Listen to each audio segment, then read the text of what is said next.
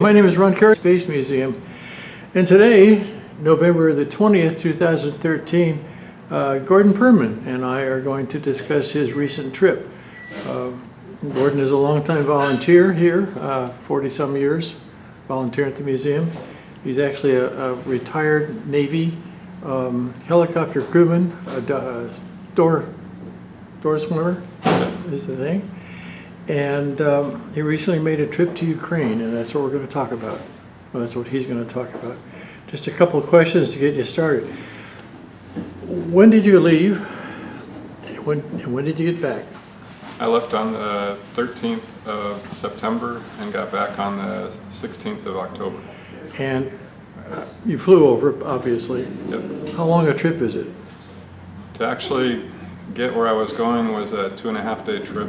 Okay. It was a couple of flights between here, Montreal, and Krakow, and then it was some extended rides on trains. And pretty much the same way coming back? Yes. Where did you go?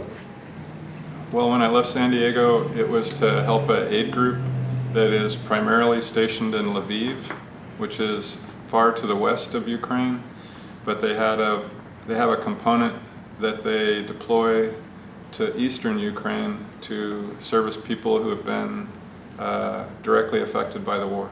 So where I was heading was to my ultimate destination was a city called Mykolaiv, which is the closest geographic place to Odessa, Ukraine. So I guess the first question I want to ask is, why did you go? Why did I go? I actually had been considering since the invasion.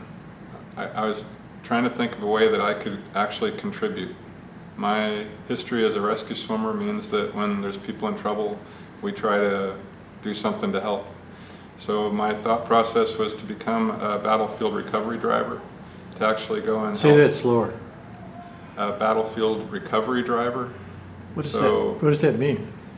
They can't really take an ambulance to the front lines, so they send a small car and they'll put combat casualties into the car and they will extract them out to a place where it's safe for an ambulance to pick them up.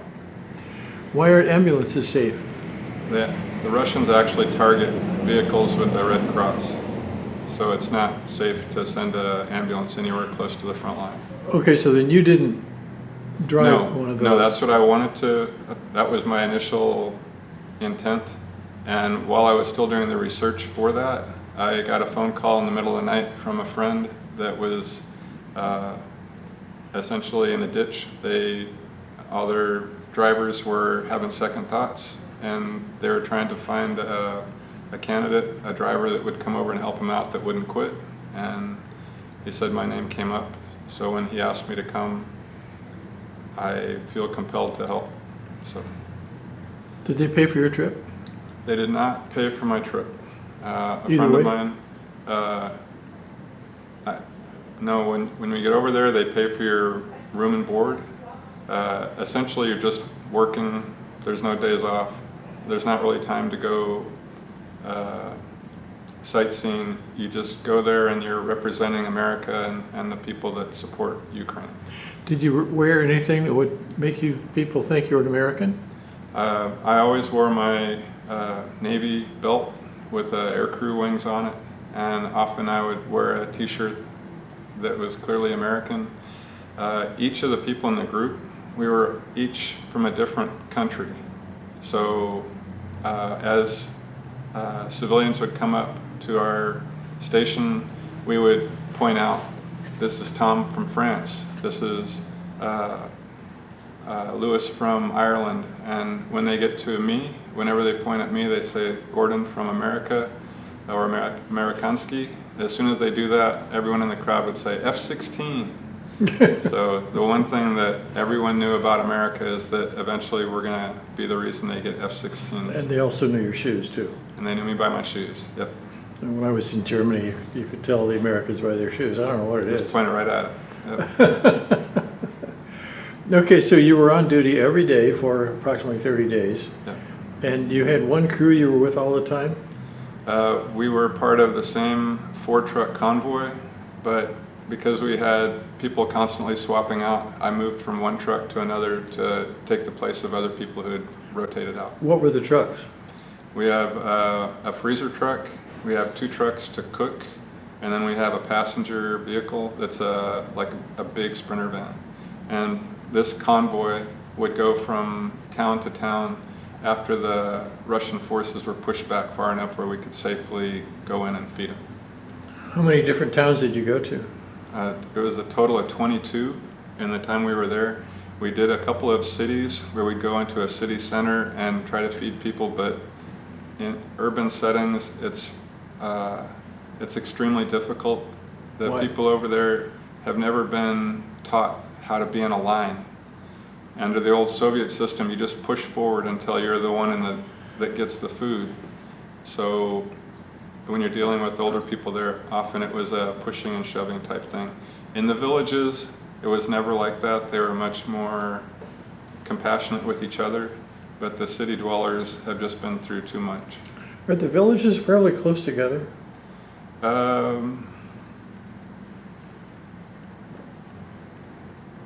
It's case by case. Some of them, they were within a couple of miles of each other. Our typical day, we would get up in the morning and drive up to 150 kilometers to a village. Right. And then if we still had anything left over, we'd stop at a second village on the way back. Now, where were you staging out of again? We were staging out of a city called Mykolaiv. It's very close to Odessa. Do you know how to spell that? Mykolaiv. Okay. And then where did you stay then? Spend the nights and all that? So they broke up the group when we first arrived. They looked at age, they looked at gender, things like that, and they put a half of us out in a farm outside of town. Very little running water, no restaurants, no shopping, just a farm. And the other half of the group, where we had some of the older women from Britain, they put them up in a hotel inside the city of Mykolaiv. And we stayed as 2 separate groups that would just get together in the morning and go out to feed people. So we mentioned the group. I mean, you were with another group, so what's the name of the organization? The actual organization was called Soibhan Trust UK, SIOBHAN, Soibhan Trust UK. SIOBHAN. There's that. And I've seen that name on actresses, and you go, Yeah, how do you say that anyway? And they say it Soibhan with Yeah. a V, so Yeah. it's a very interesting pronunciation. Yeah. So they sponsored it, and they pay for the food trucks. I Gas. presume somebody's in charge. That must be an employee of some sort. They have one person in the group that has been there from the first day. So over 600 days of working every single day to feed people. So you were mostly the driver? Everybody took turns at everything. Okay. And were all the roads decent roads, or? It's interesting, near as I can tell, there is no central highway system for the country. The country itself of Ukraine runs on trains. Everybody gets around on trains. If you're going to go any distance at all, instead of driving, you would take a train.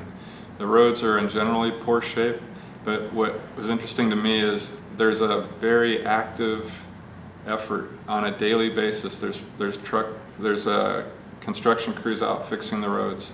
The Russians are targeting the roads, so it's not rare that they have to go and resurface roads and fill in holes. So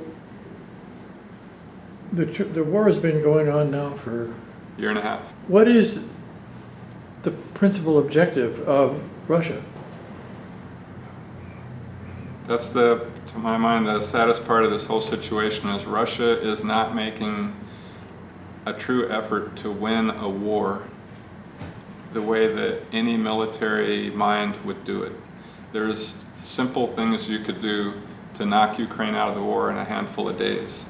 And instead of doing that, Putin is targeting churches and apartment buildings and grain silos, water treatment plants. What he's trying to do is punish the people of Ukraine for not joining him. He has no interest in the country itself per se. He'll come right out and say that the problem is the people, and it's really frustrating to see how much he has truly punished him. How many countries border on Russia? Oh, I don't even, no idea. I mean, you've got Estonia and Finland and It's like 22. a lot. Yeah. And they're former Soviet republics. Yes.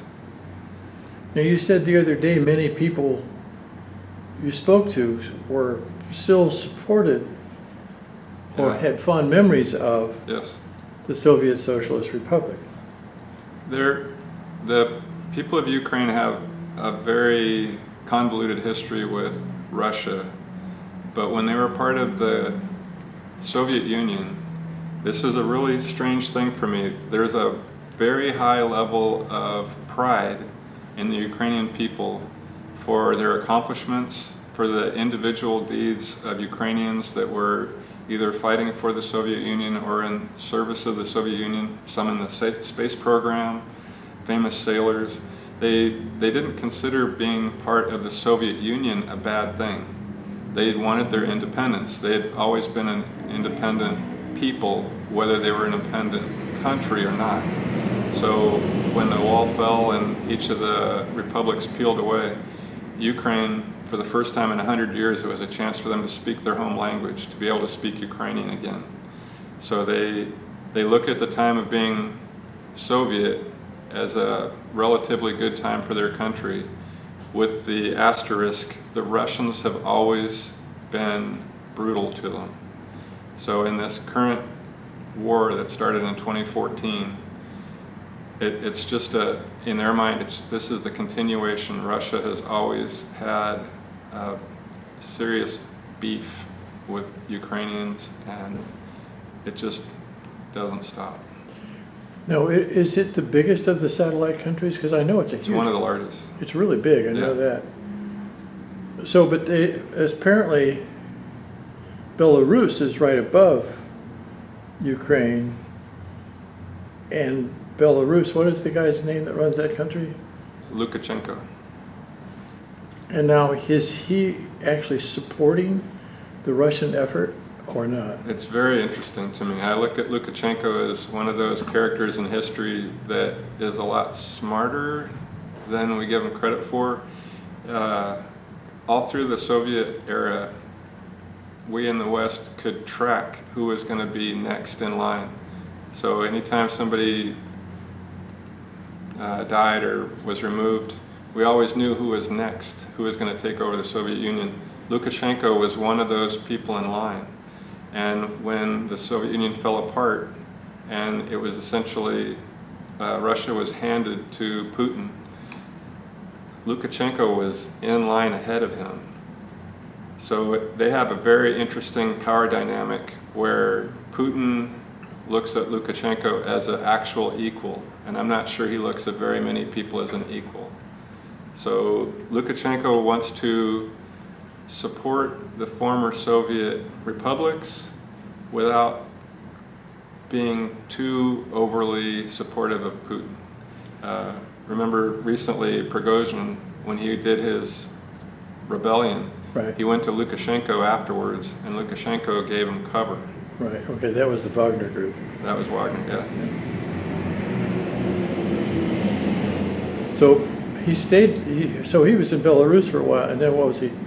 Had little peace negotiations to want to go to Moscow and talk to Putin. And Apparently. boy, what an idiot. Hasn't he heard about it? I think he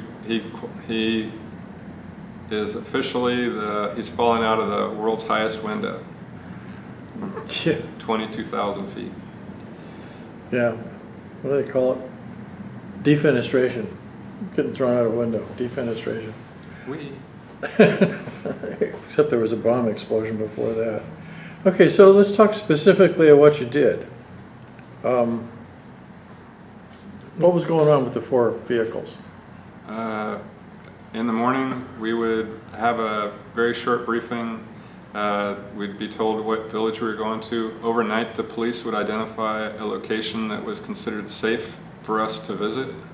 Often these are villages that have either been under occupation or have been at a minimum under, I would call it heavy shelling.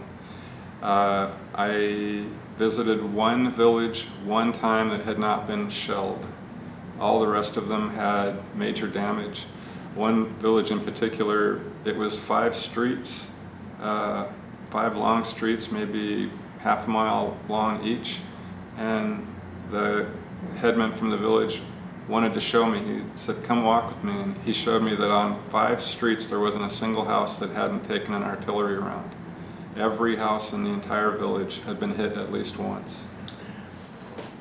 So we've provided them with some really good stuff. That HIMARS or whatever. Yep. I thought that was the idea, was it could locate where the artillery was and instantly fire some shells to take the artillery out. Yep. So has that not been working too well, or That's been working outstanding. What people don't see now that the focus of the media has switched to the Middle East is the introduction of American cluster munitions, the HIMARS system in particular, and the ATACMS. the what? There's an advanced cruise missile that we're sending over. These weapon systems are 1 generation newer than everything else they have. So when they incorporate these new systems into their battlefield, they're annihilating the Russians on each contact. You're fighting the Red Army, which by definition means they're never going to run out of soldiers. You're always going to have more people coming at you. But the new advanced systems that we've been sending them mean that there's videos all over the internet. If you want to see entire armor columns being blown up in a matter of a minute, they're taking out hundreds of Russian tanks trying to take one village of Avdiivka. They've lost hundreds of tanks on one village. So that's the difference of what these new weapons are capable of doing. So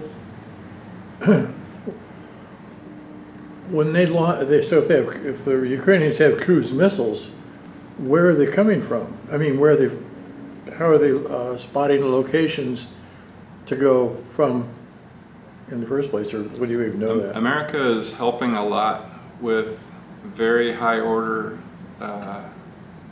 battlefield intelligence. We're running, the biggest drones we have are out over the Black Sea. The Tritons, things like this, the Dark Stars, they're out there providing confirmation. I don't think they're actually giving us actionable intel saying you need to attack this, you need to attack that. There was something on the TV yesterday showing a Reaper with the module on the front of it. They wouldn't show what it was in the back of it. So, yep. Well, okay, give us a specific example of, I heard you say once you saw 3 Russian drones fly over at the same time. In formation. Mm-hmm. Could that be? Really? All go in the same direction, all launched at the same time. The big difference, obviously, in this war and previous conflicts are the level of drone participation. Both sides have now set up drone academies within a few miles of the front lines. There's a Russian group training people in drones in Ukraine, and there's Ukrainians training on drones. Where do the Ukrainian drones come from? Everyone's purchasing from any source they can get them from. It doesn't matter if it's a commercial source or another country. They're flying Turkish drones, while the ones primarily that Russia is flying is either homegrown Russian or Iranian drones. But they're also buying from other countries. The big drone that we got a piece of, that was about a 12-foot wide wingspan, twin-tail vehicle that looked a lot like a P-38. So this is a piece. We kept driving around one area one day, and when we got to the area where we were going to feed people next to it, but the following night we were in a restaurant, an underground German World War II command bunker that has been turned into a restaurant. And while we were sitting there, a band came in, and they were doing a fundraiser for Ukraine and their armed forces, and then the drone. They had substantially all the major pieces, the wing panels, the tail, things like that. And they were selling off pieces of the drone to raise money for their armed forces. This piece doesn't look like anything but a piece of wood. When they gave it to me, it was covered in wires, but I thought getting it back through airport security looking like a piece of a bomb was a non-starter. So I took off the wires and gave it to the rest of the people in our group. But this is a picture of that 12-foot how big a warhead would it have? drone. I think they're talking about a 4 kilogram on that one. Well, not very big. Not very big. Oh. Enough to take out a truck. Oh, really? Mm-hmm. So would we specifically, what they call it, a suicide drone or something like that? Exactly. But in this time, they did anything in particular, just the ground? Just, it may have been going for the bridge abutment. It's hard to tell what it was actually aiming for. 30-pound warhead, that's not so huge. No. Do they put guns on these things? Nope. Nope. So did you ever see any, did you ever see any airplanes fly? We saw airplanes. That was by far the most unexpected part for me. I didn't expect to see frontline aircraft. What kind were they? MiG-29s and Sukhoi 27s. We didn't see directly any Russian aircraft. We would get called when the air raid sirens started to go. The guy in charge of our group would get a phone call from the police, and he would actually tell us what kind of weapons were aimed at us. He could tell us such and such bears just took off from this airfield, which means you're in the flight path for SS-21s. That was the typical. When you said bears, you don't mean bear bombers? Yeah. Really? Bear bombers shooting SS-21s. And whoever is shooting calibers, often when the phone rang at night, it'd be the police telling our guy that there's Caliber missiles in flight, because they could always tell when those were coming. How do you spell caliber? K-A-L-I-B-E-R.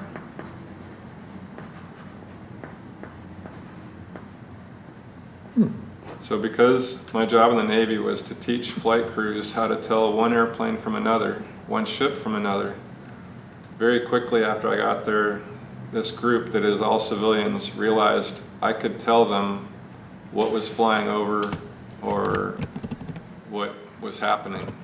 So if we ran into some munitions on the side of the road, they'd ask me if a plane was coming, everybody would yell, "Gordon," and kind of my job was to let everybody know what it was and that it's one of ours, relax, this is nothing to be afraid of. So they were flying basically ground attack type missions. Yeah, for the most part. Air to ground guns, rockets, bombs, what? Air to ground missiles. The guys that we were seeing, specifically, we saw jets loaded with those Storm Shadow missiles that the British gave, and we got to watch those sorties on a daily basis. Okay, Storm Shadow, that would be the British. Yeah, but I mean the Ukrainian airplanes flying those. Mm-hmm. Okay, well, what were they flying? Ukrainians. The Ukrainians were flying Sukhois with these Storm Shadow missiles strapped to them. Oh, okay. So, but what were the Russians flying then? They also are flying Sukhois, but they're shooting different types of cruise missiles back. Oh, cruise missiles. What were any idea what the range was of those missiles? Mm-hmm. So the only time the closest we got to seeing a Russian aircraft is one day over Mykolaiv itself.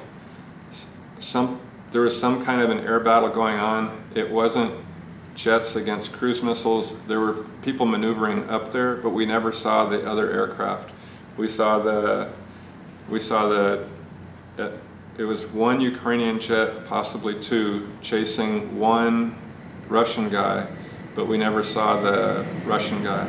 What we saw was the Ukrainian Sukhoi was going in and out of afterburner, so everybody was hearing these bangs Oh, yeah, right. and thinking that's a bad thing, and I was trying to explain to the people around me, he's going in and out of afterburner. Were there contrails? Not for that fight. It was way too low. It was right above the ground, Yeah, oh, wow. within 200 feet of the ground. And he actually, we saw him shoot air-to-air missile that very clearly didn't track. When it came across the sky, it just made a beeline across the sky without maneuvering, so it wasn't tracking on the bad guy. Yeah, wow. Okay, so you had different vehicles, and one of the vehicles was actually a service vehicle where you would hand the food out like a food truck. Yep. And did you do that? Yeah. The reason I went specifically was if I was going to go to help, I wanted to be the person that actually fed people. I did that here. I was the night cook at the USO for years. I have worked with feeding the homeless a couple of different times. So for me, the physical act of feeding people is why I wanted to go help. How many people spoke English? Maybe 1%. I wonder when they learned and why. It's quite interesting. The only people that know English are under 20. And the people who, when you go, what you don't expect is to hear Russian. But up until Can you tell the difference? 20 years ago, yeah, up until 20 years ago, there was no Ukrainian spoken in the country. That didn't start again until after the fall of the Soviet Union. So I thought the languages were fairly close, though. they're similar, but they specifically make them different.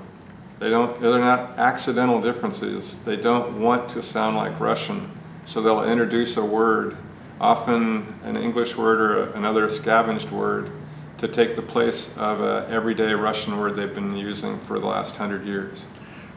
I made an effort to learn some Ukrainian before I left, and when you get to the country, if you can picture it, it's built a little bit like a pork chop, and the handle of the pork chop heads off to the west, and that's the part that's close to Poland, and that's where Lviv is. Lviv is pretty much all the way to the left side of the country, and there's 90% of the country to the east of Lviv. Oh. Lviv is the only place I heard people using the Ukrainian word for yes. Everywhere else it's da. Which is, yeah. Tak. Tak. Tak means yes in Ukrainian. I never heard it a single time once I passed the gate at Lviv. So, okay, so now where is the power plant? The nuclear? That's pretty much in the center of the country, a little bit south of Kiev. Did you ever get over that far? That's the Zaporizhia power plant. They were there the day that I got there, and when I got there, they were relocating to do Kherson.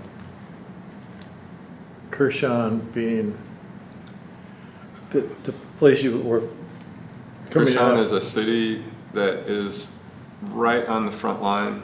They're up against a river, and the Russians have the far side of the river, so the whole city is within range of artillery. Now, you were telling me about people giving you things. Go ahead, expound. One of the things that travel has taught me is that the most gracious, generous people on the planet are the people with nothing at all to give. And this trip to Ukraine really drove that home. In the cities, it was quite common to not even get a please or a thank you. It was just people shoving, trying to get something. When you get out into these little villages, a lot of them had been cut off from the outside world for the last 15 months. So when they see us, a bunch of people from countries that they've only ever heard of, and where they're handing out food to them, they were so grateful. Often by the end of the day, the seat beside me would be completely full of watermelons and cantaloupes and anything that these people can grow in their yards. They're very industrious, but they just have so little left after 15 months of war that you know when they're giving you something that it's all they have to give you. I have one of the things I didn't bring today was that beer mug. I I got gifts from so many people over there, and it was, for the most part, people who had the least amount to give. And a lot of time they were Soviet Union relics too. Yep. Yeah. Yeah. I was serious earlier about that. They are very proud of their accomplishments when they were part of the Soviet Union, and that includes the military service, not only of themselves but of their parents. And I was given, to quantify, probably a couple of handfuls of medals that people gave me from their Soviet era. Our tasking. So you were making pizzas to serve people? Pizzas, fresh breads. There wasn't a lot else we had to give out, but the way that this trust works is they work with a bunch of major food suppliers around Europe, and whatever they can give us. Pizza is something easy to do. You can freeze it, take it wherever you need it, and in a couple minutes cook it and pass it out. So it really makes sense. Plus there's an element to this where they want it to be exotic. They want it to be something that these people wouldn't have access to.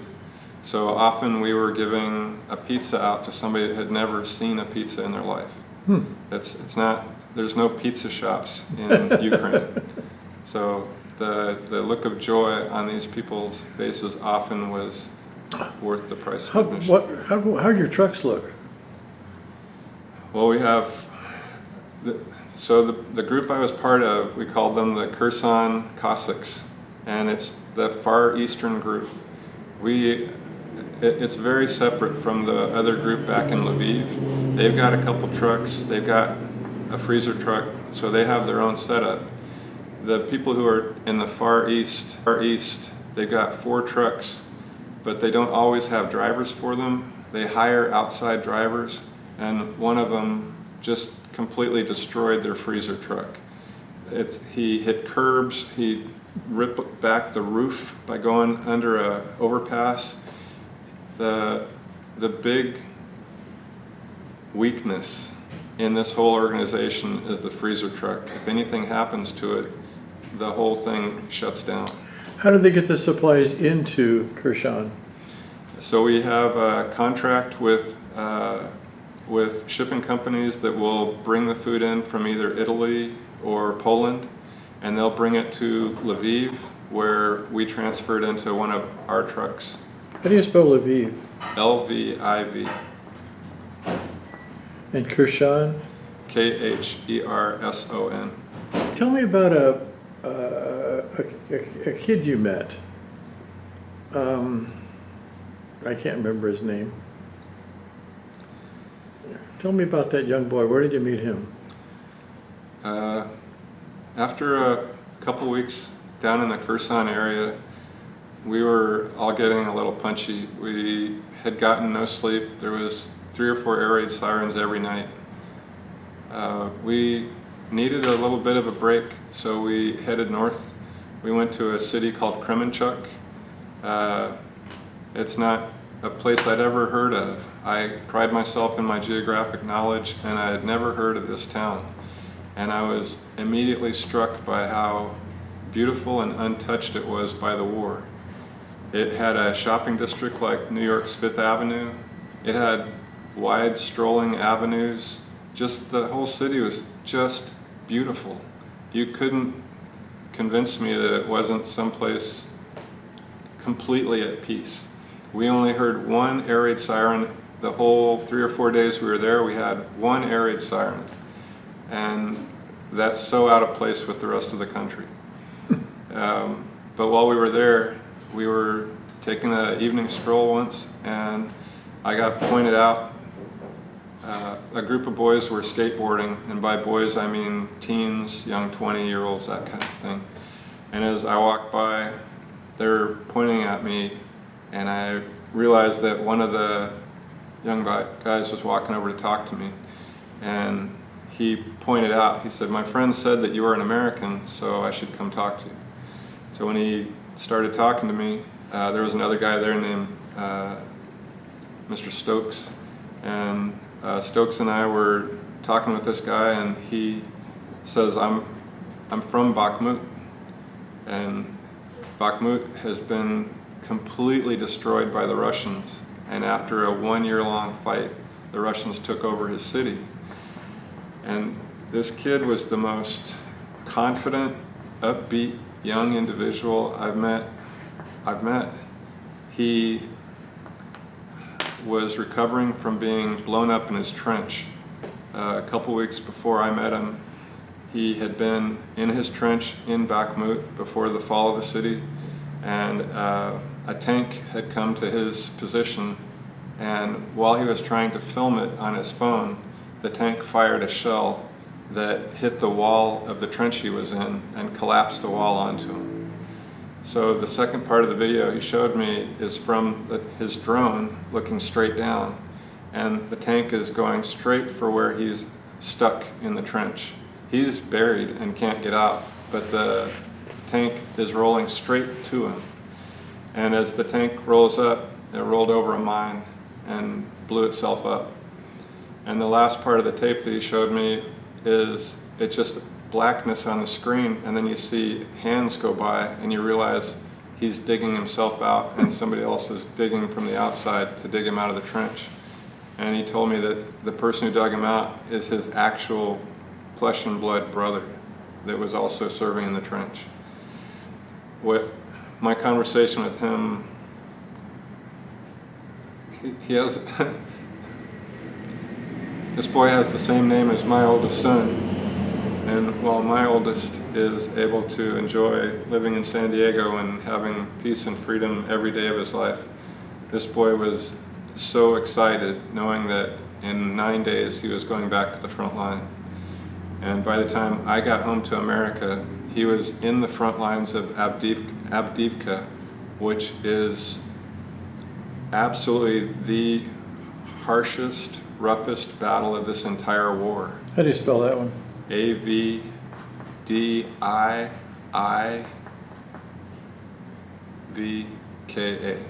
Avdiivka. So when the Russians advanced, they advanced on a 500-mile front. You mean from the north? From the north and south. So that's out of Belarus. Oh, really? Oh, really? Out of north is from Belarus, right? Yep. And the whole border is it all with Russians? Ukraine. Yep. All the way across. They just started pushing through. And they got fairly far. They ate up about a third of the country in that initial push a year ago. And if you look at the map back then, the one thing they couldn't get, they couldn't knock out Avdiivka. This one little town is just a nightmare for the Russian forces. They've been attacking it now for over a year. Why? They call it a prestige battle. It's interesting when I have conversations with people over there, they write off some places as almost like not worth defending, and then they'll come up with this, there'll be a spot, and Avdiivka is really it. Bakhmut was one of them. Neither side wanted to accept the defeat. They would rather nobody have it. They'd rather flatten it and leave nothing than let the other team win. And that's how this worked in Bakhmut and other places. Avdiivka is like a Alamo on steroids. They come at it every single day trying to crush this one bulge in the lines. So what is the typical attack? Is it just guys running forward with guns or bombing it first like it would in World War I or something like that? They hit it with artillery, and then they send in groups of tanks, and 1 or 2 of the tanks, and then 4 or 5 personnel carriers. And as they come forward, the Ukrainians knock out the tanks, then they knock out the APCs, then they take out all of the soldiers. And rinse and repeat. They're doing this 15 times a day where they keep trying to get through, and all they're doing is losing. They've lost hundreds of armored vehicles in the circle around Avdiivka. They should be able to walk from tank to tank by now. It's pretty close. Oh. Well, sometimes you see the things on videos, you'll see a whole line of tanks or whatever, all of a sudden they just all blow up. And that's Avdiivka. But does it kill all the people in the tanks, pretty much? Well, once they're out on the ground, the cluster munition artillery takes out any of the people on foot. So where the cluster munitions come from, artillery then? Nothing. And what are the Ukrainian? The HIMARS, Oh, well, those are cluster things, huh? they have that ability. Wow.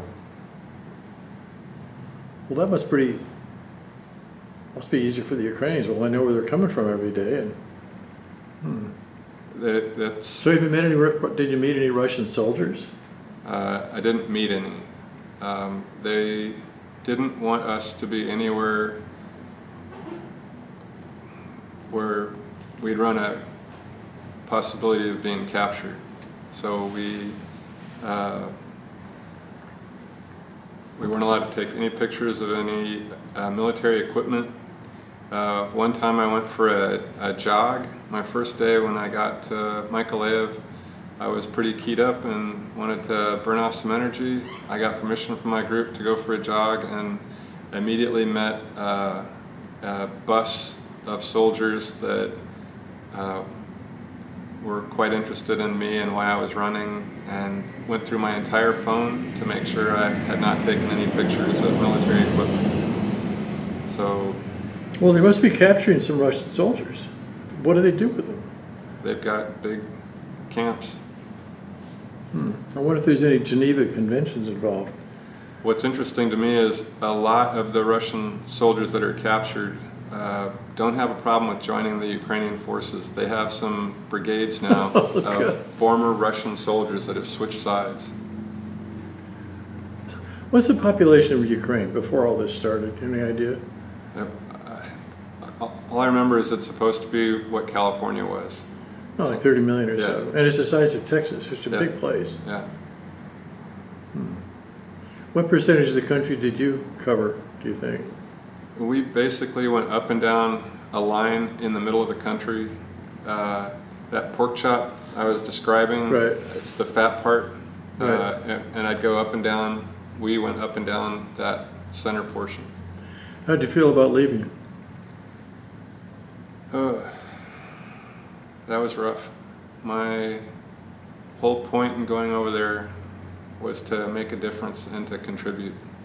And the longer I was there, the less I was aware of what day it was.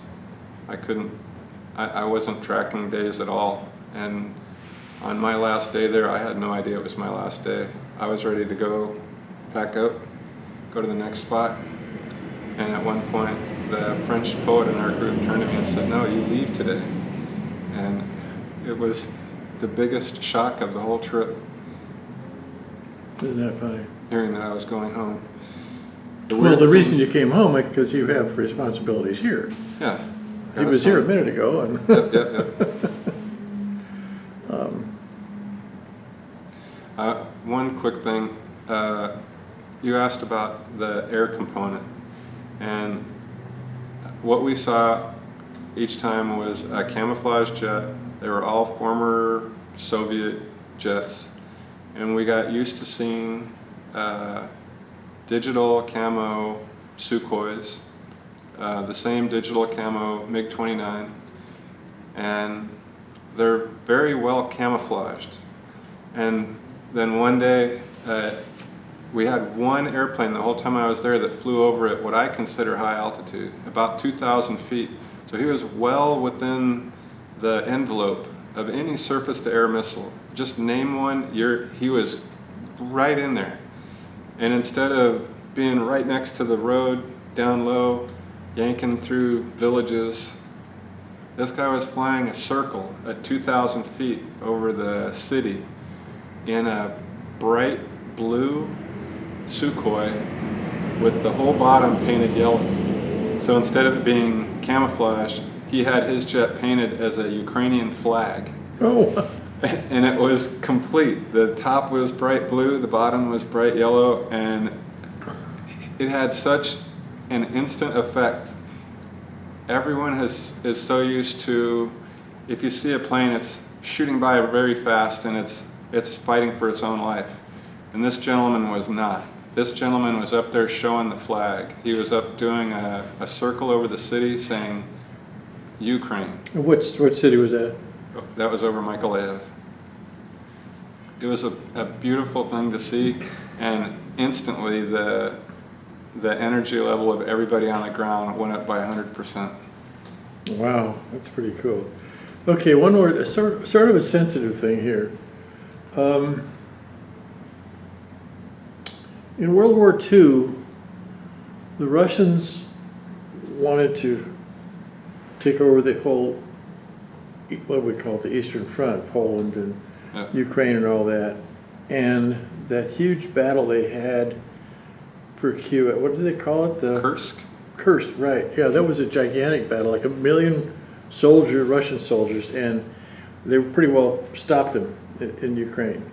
Yeah. And then, of course, then they got stuck in the Russian Soviet Empire. So the symbol that people use to identify themselves as being anti-communist nowadays have tattoos, which sort of surprised you. And what was that about? When I went to Ukraine, there were actually a couple of questions I had. My family lived in Ukraine for 100 years, back in the 1800s. We're German, so it never made sense to me why we were even there. So there was a couple of questions for me before I ever went to Ukraine. And by far the thing that was most disturbing to me is that Putin justified the war by saying he was going into Ukraine because it was run by Nazis.